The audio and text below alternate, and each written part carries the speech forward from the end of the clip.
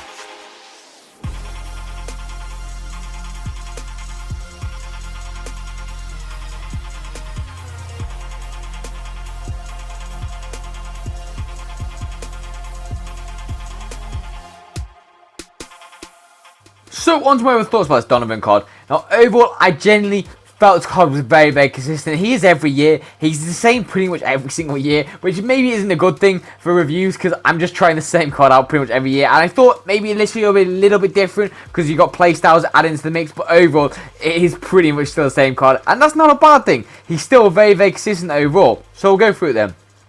So the 4-star skills, 4-star weak foot. Now the 4-star skills are really nice this year. There is a lot of 4-star skills that are good. I've just not utilised them yet, or one of the most effective ones. Now the 4-star weak foot, as you can see in some of the clips, is actually really effective, especially with that finishing. It's very nice. Obviously you got the Travella, so you don't really need to use that weak foot if you find there's a little bit of an issue here and there. Maybe because of that composure, it would be a little bit of a hit and miss kind of situation. But overall, I didn't have too many issues with it. Now, the next one for me is the pace. Now, with that rapid playstyle, he is really, really fast, and I don't really feel you need to boost it at all. This is why I feel like a lot of people are wasting that Hunter, and when you could be using it on the agility and stuff like that, since he doesn't have like the technical, you can't really use the R1 effectively as you could if you had higher dribbling. But, with that being said, the pace is perfectly good enough in my opinion. The shooting for me, as I've just said, is quite consistent. Obviously, you got like composure, which might let you down a few times, but the actual finishing itself, with that shot power and that attack position, I didn't have any issues with. Now, the passing for me, overall, for a striker, quite consistent. I know you can play him cam, and that long pass wouldn't be good enough, especially with the passing traits, but with that short pass, with that vision, I genuinely think you can do the tiki-taka football, easy passes to get out of that press quite nicely and then get in for a goal with that pace. Now, the dribbling for me, overall for a 5'8" guy, is maybe not the best of things. I feel like it definitely could be better, maybe with a trait or two more, or maybe higher agility, he would feel a lot nicer. I'm not saying he feels bad with it, but I just feel like it could be better for his height.